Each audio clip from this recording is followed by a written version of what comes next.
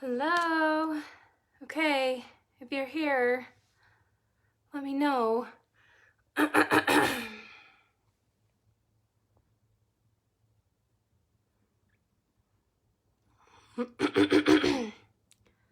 Weird, I just got a tickle. I don't know where that setting went. So sad. Okay, if you're here, let me know. So we can start. Today we're going to talk about crystals, which is super exciting. Okay. So I am just doing video requests at this point. So if you're wondering what video or where that request video is, please let me know so I can tag you in it. It's just a post.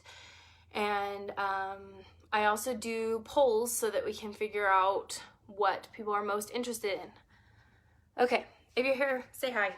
I'm gonna start. Okay, so today we're going to be talking about crystals. Now, if you are a crazy energy healer like me, you probably have a stash. It's not as impressive as my essential oil collection, but it is definitely a stash. So we're going to talk about crystals and what they do and how they help our energy system, okay? So I have a couple questions and we're going to start with these. So one, where do I even begin? So this came from someone who was just barely into holistic healing, and she was like, they're just pretty to me. So what is it? What is a crystal? What do they do? Okay. So crystals, just like essential oils, are wonderful tools for helping aid in energy healing or energy work. Most commonly, they're used by Reiki practitioners and those who are certified to move the energy system. Okay. So where would I recommend you begin? I recommend one, this video, and then two, go into a crystal shop. You can find one near you. If you need help finding one, post in this group and I'm sure people will help you find one. Or the Holistic Healing Community page. That is what that one's for as well. And I would just start with investing in some crystals. I would just start with going into a crystal shop and investing in the ones that you really like, that look the prettiest to you. And you'll figure out why I said this, prettiest, in a minute, and go from there. Okay, so where do I begin? I would just start with this video and then investing in some crystals. So what do you do once you have them? We'll go into that. Let's see. Okay, let's just do a brief general overview. So crystals are basically rocks. They're rocks from the earth, but they're designed for different purposes, okay? Just like herbs and essential oils and roses and roses. Just like flowers and all these other plants that we have are designed to do therapy to achieve overall health, rocks or crystals have that same property. They're able to do the same thing. I'm going to stop holding these because they're a lot of energy. And so they are here and designed to help you heal your energy system specifically. You can use herbs and essential oils and other things to heal and aid the body, but I have found that rocks specifically are helpful for the energy system, okay? You can use them we're going to talk about all the different ways you can use them. So, does crystal size matter? So yes, it does. So this is a rose quartz, okay? It's a rather large. This is a medium rose quartz, and this is a small rose quartz. They're all the same stone, but size does matter because size represents dosage. So this is a very small dose, this is a medium dose, this is a large dose, okay? So if someone needs a heck of a ton of heart healing, I put that right there, and yeah, it does a lot. So yes, size does matter. Size, the bigger the size, the bigger the dosage. kind of like pills or prescriptions or herbs or whatever. If you take an essential oil and you put 2 drops on a chakra, that's going to do a lot more than if you were to take an essential oil and put 1 drop on a chakra. So dosage, yes, it does matter. The size, the bigger the size, the more powerful the stone. I'm going to cross these off because I have a feeling that's why I brought my marker, so that I could, because I'm not someone who can just organize my thoughts very well. What do you do once you have them? We're going to go into that. Which crystals do you need? Okay. So how do you know, or which crystals do you know you need? So this is how I figure it out. Whichever one you need is whichever one you want, okay? And this is where a lot of people, if you're not really in touch with your desire, your sacral chakra, it might be very hard to pick out stones. So my first recommendation is make sure that you have a pretty healthy sacral chakra. But in terms of what do you need, I would go off of what sparks joy inside of you, what makes you feel something. If you have a feeling, a chemical reaction, you probably need that crystal, okay? Or you know somebody who needs it, who is around you. So, for example, my stone that gets called to me, you guys should see my my stash of rose quartz. I get given rose quartz by the dozen. Pulling it all out. Yeah, I have so many. And that is because rose quartz tends to be my stone. It's the one that people give me all the time. It's the one that is constantly called to me.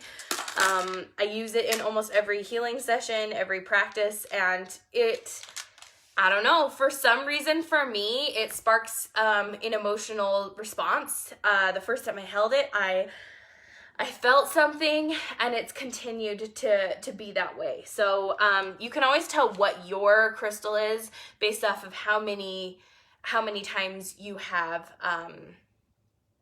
or how many crystals are brought to you. Like, I just get given it all the time. Anytime I do a session, they're like, oh, I feel like you need this. And they tell me to take it home. And I'm like, I don't need more of that.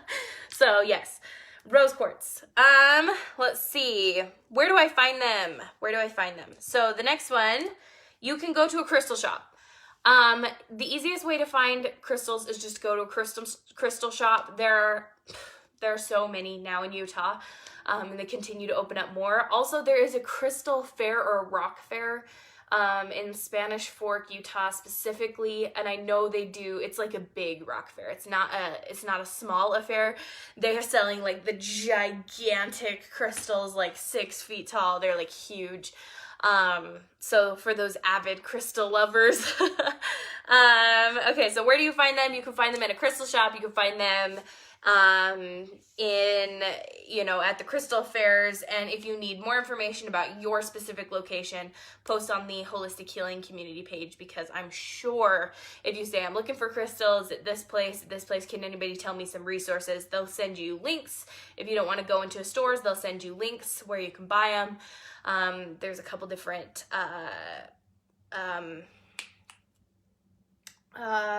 small businesses that people will scavenge and find and then make them into jewelry. So you can find them really anywhere. You just have to know where you need to go, like what the hookups are. So again, post in that group.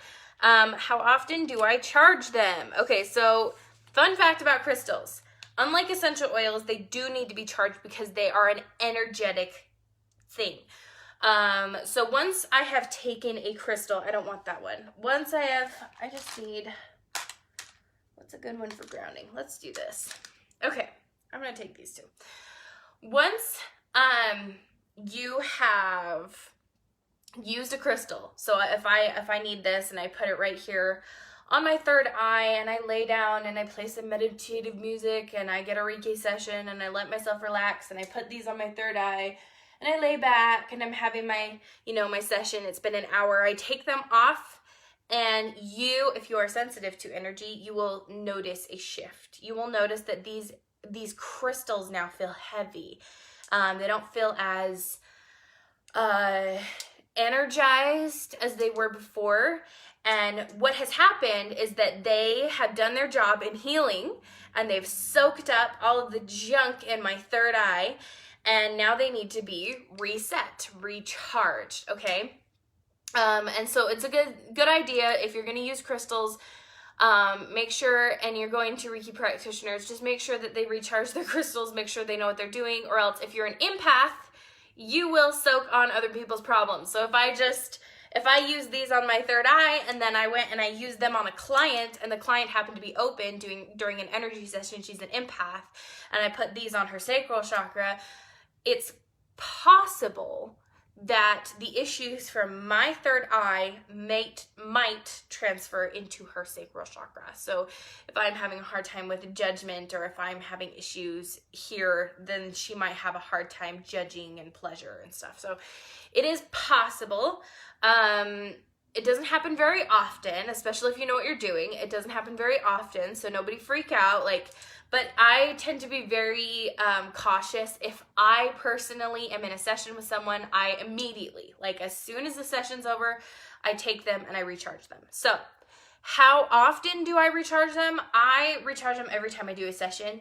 Some people recharge them every single day. I think that's excessive. I think they're rather resilient, and just from being in my home in a box, nobody's touching them. My energy's not really around them, not intentionalized with them, so I think they're fine. I would just recharge them after use, okay? So that leads into the next question. How do I recharge them? You can do it a couple different ways. So running them underwater, if you need them quickly, run them underwater. Cold water for about, I'd say 10 seconds. You can also just dump them in a bed of water. Water is cleansing for the energy. That's why after an energy healing session, I always say drink a ton of water. And then people are like, that's not really important. And then they call me back and they're like, you were right, I got a cold. It's because your energy can't shift. Water heals energy. So if these are getting hot, which means I really need them. I'm going to grab a couple more. So water heals, and you can use them just by charging them underwater. Another way of using them or recharging them is to put them in your windowsill overnight. So you can recharge them in the sun and in the moon, except for be careful. Some crystals will fade or break or become damaged in the sun and with the heat from the sun and a windowsill. So if that is the case, just use water. You need to research your crystals and make sure that the ones that you have are safe to be recharged in the windowsill, okay? Because I know that there is one crystal, I think it's a pink one, and if you put it in the windowsill, it turns like white and it loses a lot of its power. So definitely recharging them in the sun. And after my sessions, I have a window right here and I have my Reiki table, so right after my sessions I just pick them up, put them right in my windowsill and just wait. And after 24 hours, usually one cycle of the moon, one cycle of the sun, they're good to go, which is why you should probably have multiples.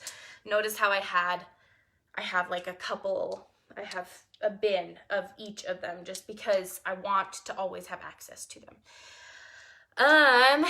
Another question. What is the most powerful crystal? Okay, so this is subject to whatever you personally need, and also your intention. Do you want power in regards to, protective? I read that wrong. What is the most protective crystal? Okay, so that again is going to be what's that word I'm trying to use? It's going to be different for every person, basically. So the most protective crystal for me is going to be onyx, but I know that my friend does not respond to onyx at all, and I think howlite is her protective crystal.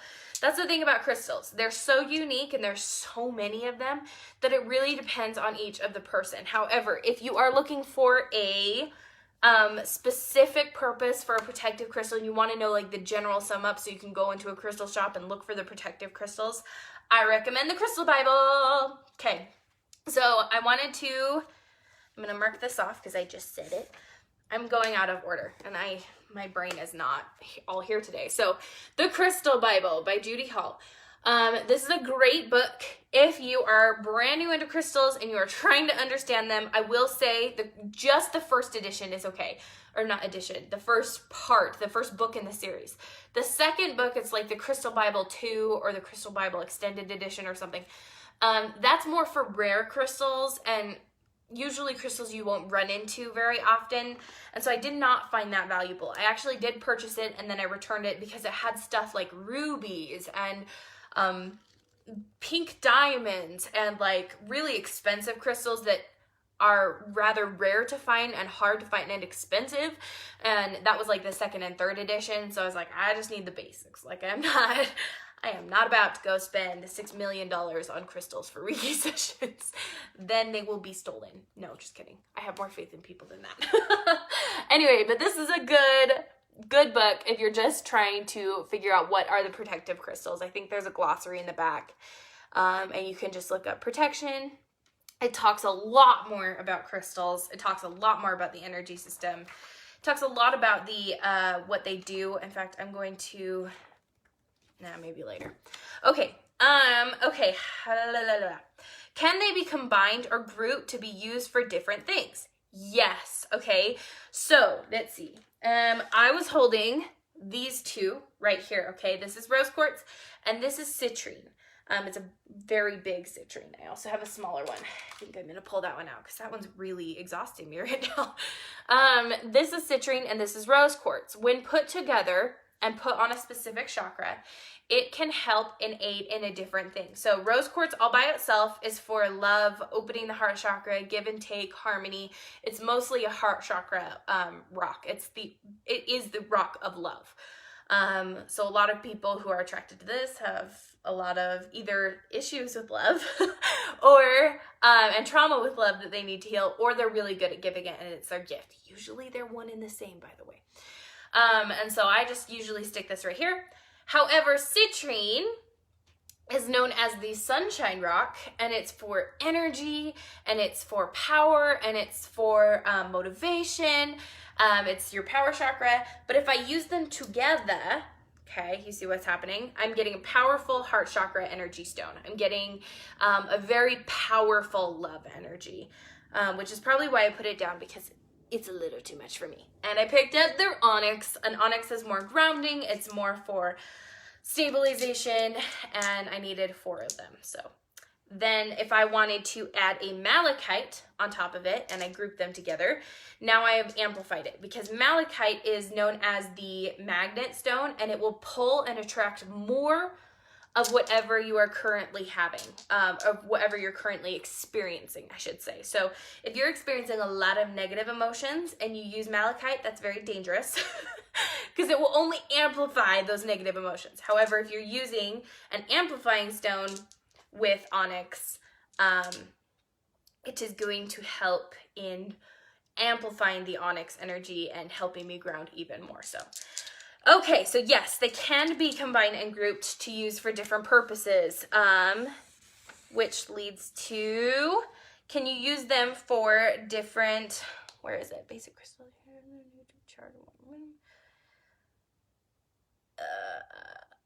Which crystals temporarily sub for others' crystals? So, I don't know if I have a rhodonite in here.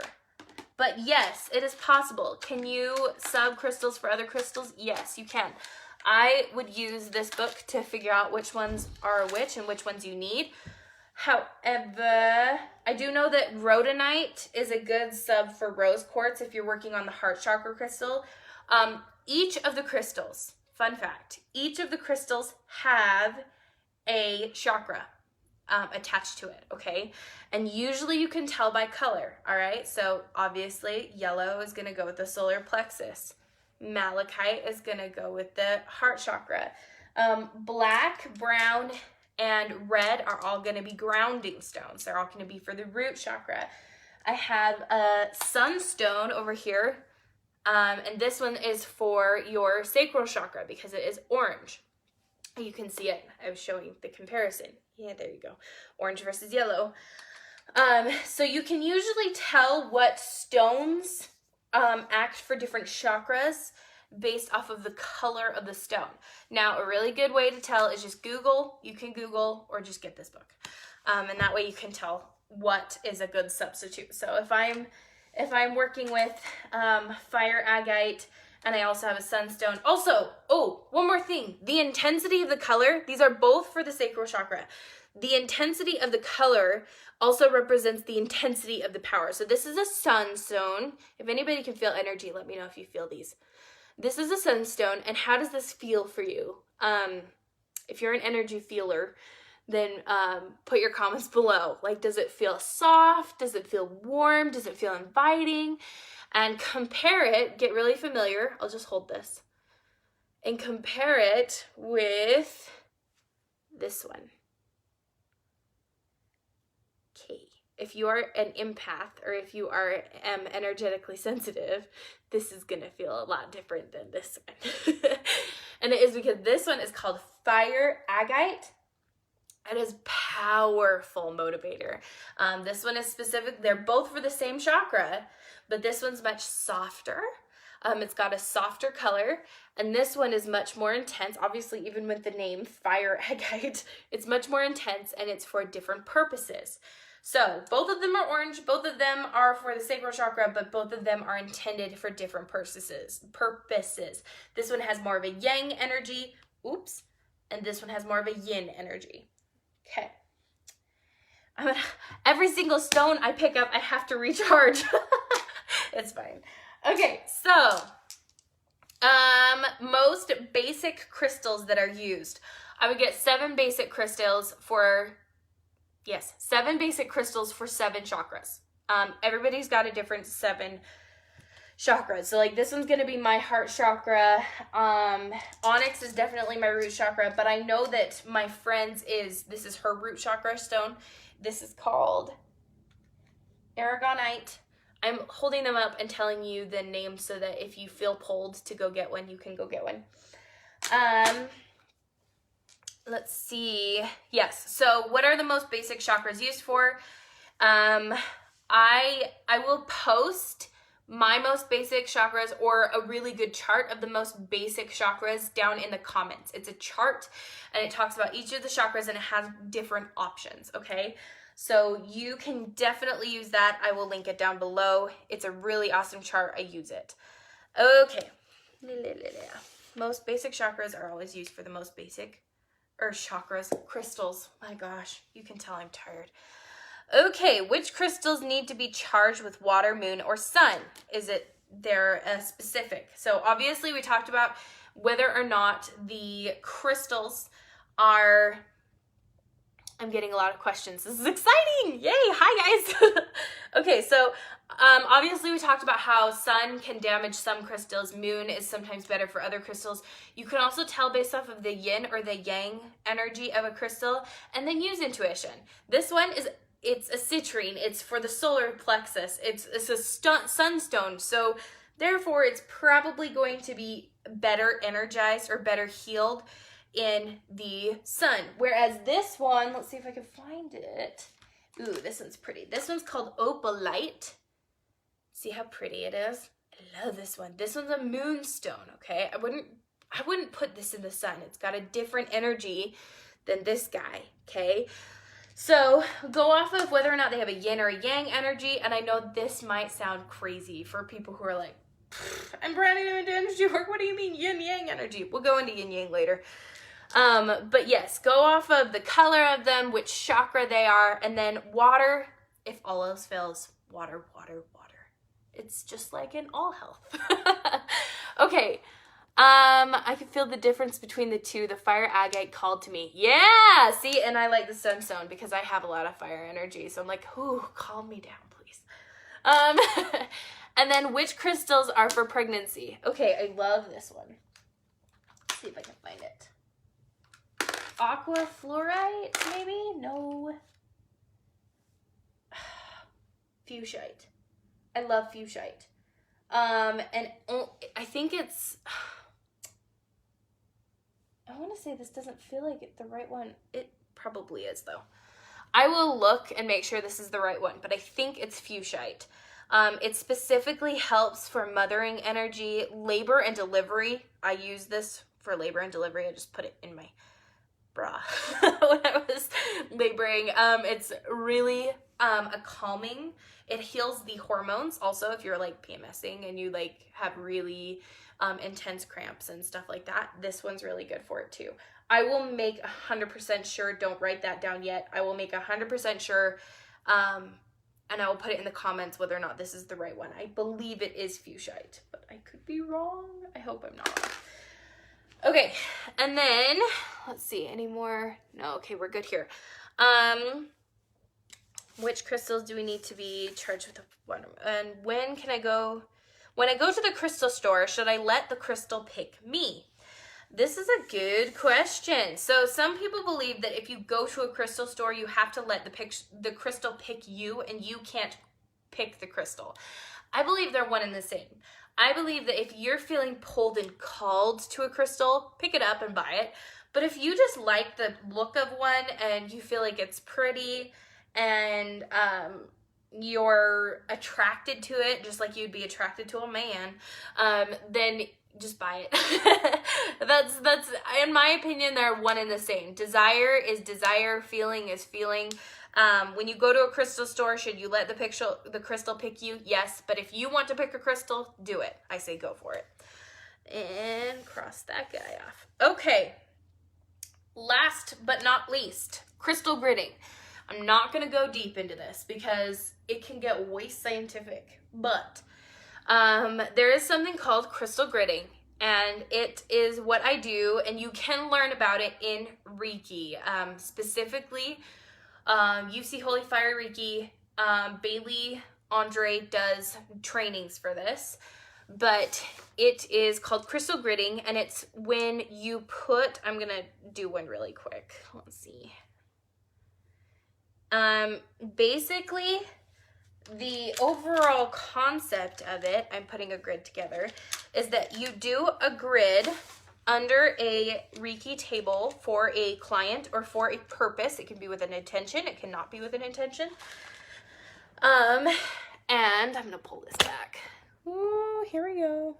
Things are getting cray. And this can be a crystal grid. So we have a center stone, which is the intention. And then we have all of these little stones next to it. And I would just go through and I would feel which ones I feel pulled to and place them in different areas. Now, this is called a crystal grid. And most of the time you can charge it with Reiki energy, and then you can send it to a different intent. So you can send it to an intention. So you can send it to a client, if they're like laying on this lovely Reiki table that I have here. You can put the grid under the table and then send it and channel it up. Or you could send it through time and space, and you could be like, okay, this crystal is specifically for today because I'm feeling crazy. And you can send it and charge it and then send that energy to a specific time and place. I'm trying to think other things for crystal grids. Nothing really is coming to mind. I don't want to give away too much because this is a program that Bailey sells, so I don't want to like screw her up, you know? Okay, so turn my camera around. Okay, so that is the basis for crystals. If you feel like you have more questions or if you have more comments, let me know. I will get the grid posted, the link for this book posted, the picture of, or the more information on this pregnancy / hormone stone, and make sure that is posted. I will also rewatch this to make sure I didn't say anything else. As for right now, I think I've got my bases covered. Let me know if you have any more questions, comments, or concerns, and I will see you next time.